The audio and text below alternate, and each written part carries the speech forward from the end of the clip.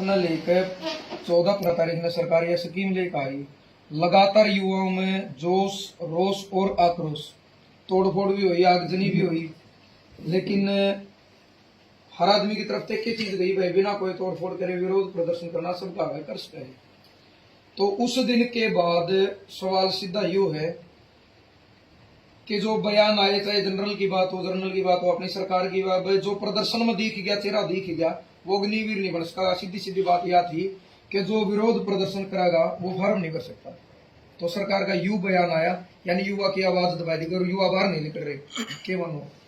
सबसे पहले तो आप सभी पत्रकार साथियों को मैं धन्यवाद देना चाहता हूँ, क्योंकि इतनी ताकत, इतनी पावर, सच्चाई तो ये है किसी पंचायती ने, किसी संगठन ने भी नहीं लगाई जितनी ताकत आप सभी साथी लगा रहे हो। आप सभी साथियों को इस चीज के लिए भाई हाथ जोड़ के धन्यवाद है। दूसरी बात ये है, जितनी जो भी गोदी मीडिया, बड़े चैनल हैं, वे सब इन चीजों को कवरेज नहीं करते। आप एक किसान पुत्र होने के नाते, एक लोकल मीडिया होने के नाते, आप सबके चैनल के माध्यम से आज एक बात बताना चाहता हूँ।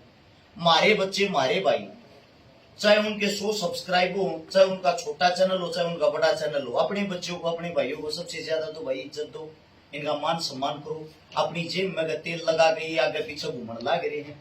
आंदोलन फैल हो या आंदोलन पास हो, इन बेचारा ना तो नौकरी लागना, ना इन्हें कुछ मिलना, ये थारे लिए सेवा कर रहे हैं। अब बात आती मुद्दे की, जो आपने कहा कि जो नौजवान साथी थे वो शहरों में दिखाई दिए, उसमें आगजनी हुई, तोड़ फोड़ हुई या कुछ भी हुआ, ऐसा है। ये जो विरोध था तोड़ को लेके या अग्निपथ को लेके, जितने युवा सब समझ चुके हैं कि ये चीज, ये जो नया कानून लेके आई हमारे लिए खतरनाक है। लेकिन दुख इस बात का है, आजकल के जो युवा हैं वे उस टाइम जोश में, आक्रोश में आके उन्होंने तोड़फोड़ की या उन्होंने जो कुछ भी किया, जब सरकार ने उनको चेताया है, सरकार ने उनको डराया, सरकार की छोटी सी धमकी से वे चुप हो गया, अपने घरों में बैठ गए। मैं उन सभी छोटे मोटे, छोटे बड़े, जितने जो भी मेरे साथी, मेरे भाई, उन सब से एक बात पूछना चाहता हूँ। यह जो लड़ाई लड़ रहे हैं, इस आंदोलन को लड़ रहे हैं, इस आंदोलन को लड़ने से ना तो हर्ष छिकारा को कोई फायदा होना, ना इन पत्रकार साथियों को कोई फायदा होना, ना किसी खाप के बुजुर्गों को कोई फायदा होना, क्योंकि हमारी नौकरी की उम्र नहीं है, नौकरी की उम्र आप लोगों की। और आप लोग बताते हुए भी शर्म आती है मुझे। मैंने कम से कम 50 वीडियो देख ली। दब के हमारे बच्चे हरिद्वार नहाने के लिए जा रहे हैं, दब के हमारे बच्चे वहां पे लड़ाई झगड़े कर रहे, जिनकी वीडियो आने लग रही, वहां आप लोगों को केस लगते, वो केस तो जायज है। और जो केस आप अपने हकों के लिए लड़वा सकते थे, वो आपके लिए नाजायज है। मतलब हरियाणा के अंदर इतने बुजदिल इंसान हो गए क्या, इतने बुजदिल युवा हो गए? मैं आप सभी साथियों से एक बात पूछना चाहता हूं, जब आप देश सेवा करने जाते हो, वहां गोलियां चलती, गोलियों का सामना करना पड़ता है। यहां आप छोटे मोटे केस से डर के वहां देश सेवा आप लोग कैसे कर लेते? मुझे तो लगता नहीं भैया आप लोग देश सेवा कर लेते। आपके बुजुर्ग, जो खा पंचायत हुई लिजवाना गांव के अंदर, आगे से पीछे तक हम देख रहे थे, सिर्फ सफेद कपड़े वाले हमारे बुजुर्ग दिखाई दे रहे थे। या हमारे नौजवानों की अगर बात करें तो नौजवान में या तो पत्रकार साथी दिखाई दे रहे थे, या 10-20 जो हमारे वर्ग के भाई हैं वे साथी दिखाई दे रहे थे। ये हमारे देश का दुर्भाग्य है। आप एक अच्छाई और सच्चाई के रास्ते पर जब चलते हो, सोशल मीडिया पे जब लाइव आते हो या सोशल मीडिया पे वीडियो देखते हो, वहां अच्छी अच्छी कमेंट करते हो, आपके साथ है, आपके साथ है, वो साथ जमीनी स्तर पे तो कहीं दिखाई नहीं देता भाई। इस कानून से मैं आप सभी साथियों से एक बात पूछना चाहता हूं, हमारे को क्या फायदा होगा? कुछ भी नहीं। सरकार इतनी डरी हुई है, सरकार पिछले एक हफ्ते में 250 बैठक कर चुकी है, 250 बैठक कर चुकी है। कंटिन्यू पिछले 500 घंटे से अलग अलग जगह अलग अलग मीटिंगें चल रही हैं इसी तोड़ को लेके। सुप्रीम कोर्ट ने सख्त आदेश दे दिए हैं कि जो ये नया कानून आप लेके आए हो, इसकी जांच होगी पहले। आप ऐसे कैसे किसी भी कानून को पास कर सकते हो या लागू कर सकते हो? सुप्रीम कोर्ट आपके हक में, पत्रकार साथी आपके हक में, आपके बुजुर्ग आपके हक में, फिर भी आप लड़ाई नहीं लड़ रहे। ये मेरे हरियाणा का एक मुझे शर्म आती बताते हुए भाई। हमारे हरियाणा के अंदर इतने संगठन, इतने ताकतवर, इतनी खापे, इतने अच्छे अच्छे इंसान हैं, फिर भी हमारे को हमारी एकता देखने को नहीं मिली। हम अब पंचायत के अंदर थे, वहां भी हमने देखा बहुत ही अच्छी पंचायत लजवाना गांव की। पहले तो मैं उस सरदारी को सैल्यूट करता हूं, आप लोगों ने इतना अच्छा खाने का, पीने का, बैठने का प्रबंध कर रखा था, सबको इतना मान सम्मान दिया, हमारे जैसे बच्चों को भी बोलने का मौका दिया।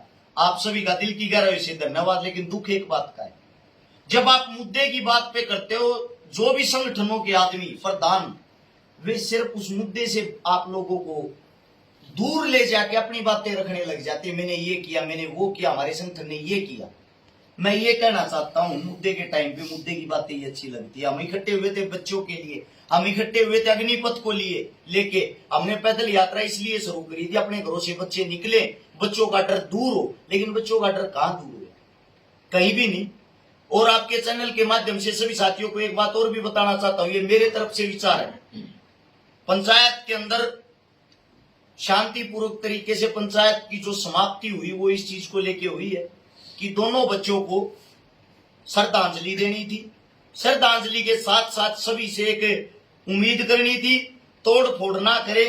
आप लोगों का जो आंदोलन है, जिस भी तरीके से नौजवान साथी जारी रखेंगे, आपके बुजुर्ग आपके साथ हैं, लेकिन नौजवान साथी बाहर तो निकले। अपने ही कुछ साथी सापला, आपको पता होगा, धरने पे बैठे हुए हैं। क्या कोई साथी उनको कवरेज कर रहा? क्या कोई साथी उनको दिखा रहा? अगर कोई दिखा रहा तो मैं उन सभी साथियों को बता देना चाहता हूं, वे भी आप लोगों के लिए लड़ रहे हैं। आपके भाई अपना घर छोड़ के बाहर निकले थे तो शाम से चल के आज भी वही बैठे, उन्होंने कसम खाई थी, हम जब तक घर नहीं जाएंगे, जब तक तोड़ वापिस नहीं होगा। एक छोटी सी डिमांड सरकार को, मोदी साहब को, खट्टर साहब को, अगर आप ये चाहते हो कि हम अग्निपथ लागू करेंगे, हम आपका स्वागत करते हैं। लेकिन हमारी भी छोटी छोटी जो डिमांडें हैं, वैसे तो मेरे साथी, मेरे भाई अपने घरों में बैठ गए, लेकिन आप अपने घरों में बैठ के आवाज तो उठा सकते हो, घर से तो आंदोलन लड़ सकते हो। ये दो चीजें तो मान लो, आपके लिए जीवन में हो सकता फायदा हो जाए। पत्रकार साथियों से भी ये उम्मीद है, ये जो दो चीजें आप लोगों को बताने जा रहा हूं, इसको ज्यादा से ज्यादा दिखाया जाए। मांग नंबर 1, अग्निपथ जो 4 साल के लिए आप लेकर आ रहे हो, हम उसका स्वागत करते हैं। आपका दुनिया समर्थन भी करेगी, सिर्फ एक बदलाव करते हैं, 18 से 21 साल के जो बच्चे हैं उनको तो आप परमानेंट जॉब पे रखो। 25 से 40 साल जिन बच्चों की उम्र जो ओवर एज हो चुके हैं, 4 साल के नाम के उनको रख लो। जिनकी उम्र जा चुकी है 25 से 40 साल जिनकी उम्र है, जो बेरोजगार हैं, वे कहां जाएंगे? आप उनको 4 साल के नाम के रख लो, और उसके बाद जो भी आपने 25% आदमियों को पक्का करना है वो उनके अंदर से कर दो।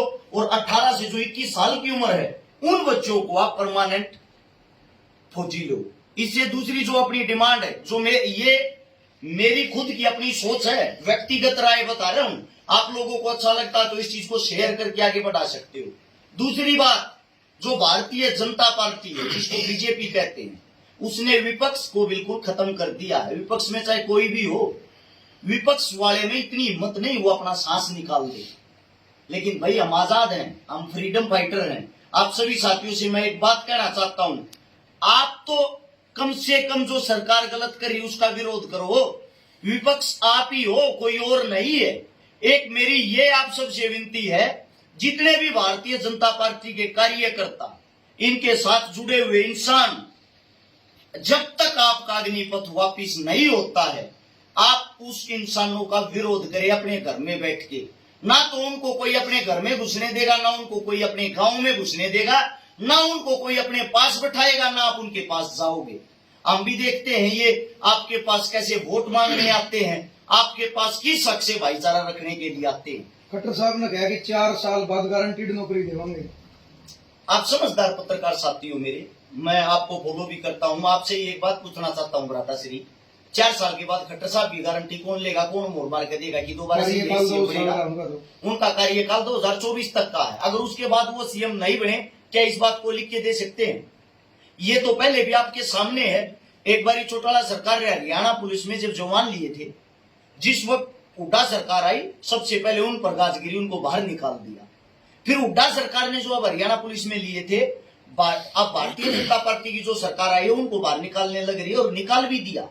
अब आगे आने वाली जरूरी थोड़ी यही सरकार है, क्या पता कोई और सरकार आ जाए। कोई और सरकार जब आएगी, इन अग्निवीरों को बाहर निकाल दिया और ये बोल दिया जिन्होंने आपको लिख के दिया था वही नौकरी देंगे, उन्हीं के पास चले जाओ। फिर क्या करेंगे ये साथी? फिर भी आंदोलन करेंगे, रोडा पे आकर। हम ये चाहते हैं कम से कम अपनी भूड, अपनी बेइज्जती कराने से पहले ही आंदोलन कर लो। तो एक और नहीं, जब शुरुआत में यू जो तोड़ है आया था और इसकी पोस्ट भी वायरल होने लग रही थी, तो कुछ साथियों ने पोस्ट डाल डाल के हमारे को बदनाम करने की भी बड़ी कोशिश करी है। कड़ा गए सोनू दलाल और सोनू वाली और भाई मैं क्यों नहीं दिखाते हैं, युवा साथियां साथ क्यों नहीं देते। लेकिन युवा साथी बिल्कुल भी मैंने वो नहीं है। पत्रकार तो रोडबाज भी हैं, लेकिन युवा साथियां तो आना चाहिए, वो पोस्ट गिरने वाले भी आने चाहिए ना। सच्चाई तो ये, मैं आप सभी भाइयों को एक चीज के लिए सैल्यूट करता हूँ भाई, क्योंकि आप लोगों को सैल्यूट इसलिए करता हूँ, आपके पास भी दबाव आता होगा, जैसे मेरे पास, हमारे को भी धमकियां मिलती है, आपको भी गालियां मिलती है, हमारे को भी मिलती है, फिर भी आप निडर होके डटे हुए हो। आपको ये भी पता है इसका अंजाम क्या होगा। अगर ये आंदोलन सफल हो गया तो हो सकता है आपको दो चार आदमी वाहवाही दे दे। अगर ये आंदोलन असफल हो गया, वही आदमी आपको गालियां भी देंगे, वही आदमी आपका विरोध भी करेंगे और साथ में आपको टैग भी करेंगे कि अब कहां चला गया पत्रकार साहब। लेकिन फिर भी आप बिना झुके बिना डरे इतने अच्छे तरीके से अपने हरियाणा की जो आपने आवाज बुलंद की, अपने युवाओं की आवाज बुलंद की है, अपने खाप पंचायतों के सरदारों की आवाज बुलंद की है, भाई साहब ये करना कोई छोटा काम नहीं है। आप सरकार के भी दुश्मन हो, आप पक्ष के भी दुश्मन हो, आप विपक्ष के भी दुश्मन हो, और फिर भी आप काम करते हो। आपकी सोच को सैल्यूट है। जिस तरीके से युवा आज घर न बैठे हैं, तो सरकार ने दबा दिए हुए हैं। सरकार ने वैकेंसी भी निकाल दी, उसका 4 महीने के अंदर अंदर ज्वाइनिंग भी हो जाएगी, तो ये लागू हो गया। फिर किस तरीके का मतलब विरोध अपने आप रुकेगा फिर, तो अगर ज्वाइनिंग होगी तो। देखो बड़ी चीज ये है, आपकी बात जायज है, बच्चे फार्म भर भी रहे हैं। हम इस चीज का ये भी नहीं कहते किसी को कि हम किसी को रोकेंगे भैया फार्म ना भरो, क्योंकि नौकरियां पहले ही बहुत कम है। लेकिन मैं उन साथियों से एक बात पूछना चाहता हूँ, जिस गंद में आप कूद रहे हो, 4 साल के बाद आपको लात मार के जब बाहर निकाल लेंगे, उस वक्त आपके पास रास्ता क्या होगा? क्या 4 साल में जो आप कमा के लाओगे उसमें आपका जीवन पूरा हो जाएगा क्या? मैंने पहले भी बताई, मैं आज फिर बताना चाहता हूँ। एक गौर से इस बात को सुनना, 30,000 रुपए सरकार पर मंथ आपको तनख्वाह देगी। कैश 21,000, कैश 21,000, 9,000 रुपये कटेंगे, 10 मान लो 10 कटेंगे, 20,000 बच गए। 20,000 में कहे दलाल भाई आपको भी पता है 10,000 रुपए पर्सनल आदमी का खर्चा हो जाए महीने में, नौकरी लगने के बाद 100 भी बढ़ जाए, 10,000 का खर्चा परिवार का भी हो जाए। उसकी जेब में 1 रुपये बच्चे, वे 10 जो कटल ना करें। उसने नौकरी करी 12 चौक 48, 48 महीने, 48 महीने में उस इंसान ने रुपये कमाए 4,80,000। जब वो 4,80,000 रुपए कमाओगा तो आप क्या सोचते हो घर लेके आएगा? वो बिल्कुल नहीं लेके आएगा। क्यों नहीं लेके आएगा? क्योंकि उस टाइम पे चमचागिरी और ज्यादा बढ़ जाएगी। वो सरकार की चमचागिरी करेगा, अपने नेता की चमचागिरी करेगा, अपने अफसर की। पता क्यों? उसको उन 25% वालों में पक्का होना है। पक्का होने के लिए वो रिश्वत देगा, पक्का होने के लिए वो उनका चमचा बनेगा, वो देश का सिपाही नहीं बनेगा। जो 75% घर आओगे, कहीं ना कहीं एक चीज पक्की होगी, जो 75 घर आएंगे समाज में ताने दिए जाओगे कि तेरे अंदर काबिलियत नहीं थी, तू 25 में जाओ है, तो फौजी नहीं कहूंगे। ये 100% बात है, उनको ताने मिलेंगे। इतना अच्छा होता तो तू तेरी गिनती 25% में होती। और ये बात सत्यता, ये बात उनको फेस भी करनी पड़ेगी, उनको उस टाइम पे फील भी होगी। लेकिन उनके पास उस टाइम कोई ऑप्शन नहीं होगा। फिर आप जैसे हमारे जैसे पता है क्या कहेंगे? तुम्हारे लिए लड़ रहे थे तब कहां थे भाई? तब तो तुम चूड़िया पहन के अपने घरों में बैठ गए। कई कोचिंग सेंटर भी ऐसे हैं जिन्होंने इतना दबाव डाल दिया है, जो सरकार के साथ डायरेक्ट संबंध बनाते हैं, सरकार की थाली में खाते हैं। उनका सिर्फ यही काम है, वो लोगों को, बच्चों को, युवा बच्चों को बहलाते फुसलाते हैं, बेटा 4 साल की कर लो, या भी नहीं मिलेगी फिर कड़ा जाओगे। ये लोगों की सोच है, छोटी मानसिकता। आप सभी साथियों को बता दूं, भारत देश के अंदर 1 करोड़ सरकारी पद खाली है। जो 1 करोड़ सरकारी पद खाली हैं, उनके लिए आप लोग हर साल फार्म भरते हो। आपके फार्मों से ही जो भर्तियां कैंसिल कर देते हैं, ये भर्ती आएगी नहीं, फार्म भरती है फिर उसमें कैंसिल करते हैं। लेकिन जो फार्म का पैसा लगता है, जो फीस कटती है, उससे सरकार हर साल 1,300 करोड़ रुपए कमाती है, 1,300 करोड़। इतने रुपए में उन लोगों को रोजगार भी दे सकती, तनख्वाह भी। और जो 1 करोड़ पद है, ये भी मैं आप सभी साथियों को बता दूं, गारंटी देता हूं, जब 2023 आएगा, ये पता लग जाएगा चुनाव का 1 साल रहेगा, धड़ाधड़ भर्तियां निकलेंगी, धड़ाधड़। क्योंकि वे सिर्फ ये दिखाना चाहते हैं पीछे के 4 साल के कार्यकाल को लोग भूल जाए, और ये जो लॉलीपॉप है इसको याद रखें। कम से कम अब तो आंखें खोल लो मेरे साथियों, मेरे भाइयों, यह लड़ाई हिंदुस्तान की है, खाली एक अग्निपथ की नहीं है। जो राजनीति वाला मैटर है, एक MP MLA खतर भी कर देनी चाहिए, फिर एक बार ही इलेक्शन लड़ सके, उसके बाद नहीं लड़ सकता, उसकी पेंशन बंद कर देनी चाहिए। मैं आपकी बात से सहमत हूं, लेकिन MP MLA तो खुद ये करने लग रहे हैं। उन्होंने तो खुद मीटिंग करी, मीटिंग में ये कहा है कि हमारी पेंशन बढ़ाई जाए। अब एक बात सोच के देखो, उनको सरकार कितनी सुविधाएं देती है। एमएलए तो एक ही बनता है, उसके परिवार का इलाज फ्री, उसके परिवार का घूमना फिरना फ्री, ट्रेन की टिकट फ्री, पायलट की टिकट फ्री, सब कुछ उनके लिए फ्री। क्यों भाई? एमएलए तो मैं बना हूं, तो मेरा जो परिवार है उसको किस लिए सुविधाएं? और जब मैं एमएलए बन के मेरा कार्यकाल पूरा हो गया, संपूर्ण हो गया, उसके बाद भी मेरे को सुविधाएं मिल रही किस लिए? मेरे को सिक्योरिटी मिल रही किस लिए? सरकार की तरफ से। मेरे परिवार को सिक्योरिटी मिल रही किस लिए? क्योंकि उन पे कोई हिसाब किताब लेने वाला नहीं। अगर आप उनकी कैंटीन में जाओगे, आपको 2 रुपए में भरपेट चावल मिलेंगे, 5 रुपए में भरपेट खाना मिलेगा, 50 पैसे का समोसा मिलेगा, 30 पैसे की चाय। मैं पूछना चाहता हूं, आम आदमी के लिए कहां है ये चीजें? यानी कि जो इतनी बड़ी पंचायत में बैठते हैं एमपी एमएलए, उनके लिए तो इतनी सुविधाएं, आम आदमी मरता जा रहा है। एमपी एमएलए की तो जान का खतरा नहीं होता, लेकिन फौजी तो 24 घंटे मौत के मुंह मर रहे हैं। देखो भ्राता श्री, फौजी मौत के मुंह में रहते हैं, उसका कारण भी तो यही है ना, इनकी गंदी राजनीति। जैसे जैसे चुनाव आता है बॉर्डर के ऊपर, ये खुद तनाव करवा देते हैं, उस तनाव से इनका चुनाव चलता है। उस तनाव में एक गरीब परिवार के फूल जैसे बच्चे शहीद हो जाते हैं, फिर उनकी लाश पे रोना रो के वहां आके इनाम की घोषणा करके उस लाश को खरीद लेते हैं, वही ड्रामा करके लोगों की वोट पाते हैं। युवाओं तक की अपील करो। तो कुछ मैंने जो हैं फेसबुक का ऊपर हैं बहुत सारे जो बीजेपी के लगाओ या फिर कोई जो अपना विरोध लग रहे हैं करने इसका, वो कहा है कि भाई कि तो मिलन लग रहा नहीं, बुकी पे बैठ कर बीड़ी भी तो पिंदे फिरे हैं युवा। देखो भाई, छोटी सोच के आदमी छोटी बातें करेंगे, क्योंकि उनकी सोच इतनी, इससे बाहर उनकी सोच जा नहीं सकती। बग्गी वाली बात वो एक रहेगा जो बग्गी को खुद बैठने जाओगा उनके बीच में। और युवा साथियों के लिए यही संदेश है भाई, आप घर से बाहर नहीं निकल रहे, आप कहीं भी अपने लिए कुछ नहीं कर पा रहे, अरे कम से कम घर बैठ कर, भगवान ने आपको सोशल मीडिया दी है, भगवान ने आपको मुखबर दिया है। ये जो भाजपा पार्टी आपके घर घर पहुंच रही है, आपकी जेब में जो फोन डालते हो ना, ये फोन इन्होंने इसीलिए सस्ते करे थे, आपकी जेब तक फोन पहुंच जाए। फिर इन्होंने इसीलिए फ्री नेट किया, आपकी जेब तक जो आपका भारतीय जनता पार्टी उसका प्रचार पहुंच जाए। उसका प्रचार करने के लिए आपकी जेब में फोन दे दिए। अब सोशल मीडिया पे इन लोगों ने अपना कब्जा कर लिया है।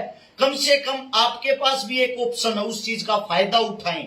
आप भी अपनी आवाज, अपनी बात रख सकते हो, अपनी चीजें बुलंद कर सकते हो। अरे कम से कम इस सोशल मीडिया पे तो बोलना शुरू कर लो। आज एक शिकारा आप लोगों को बोल के बता रहा है, मेरे साथ में बैठे 20 पत्रकार साथी मेरे को कवर कर रहे हैं। हो सकता आने वाले समय में मेरे जैसे 1000 साथी और बोलने लगे, 100% क्रांति आओगी और आपको कवर करने वाले नए 1 लाख भाई और आएंगे, तो क्रांति यहां से भी शुरू हो सकती है। पॉजिटिव सोच के कम से कम घर पे बैठ के तो इस आंदोलन को आगे बढ़ा लो। सभी साथियों का धन्यवाद।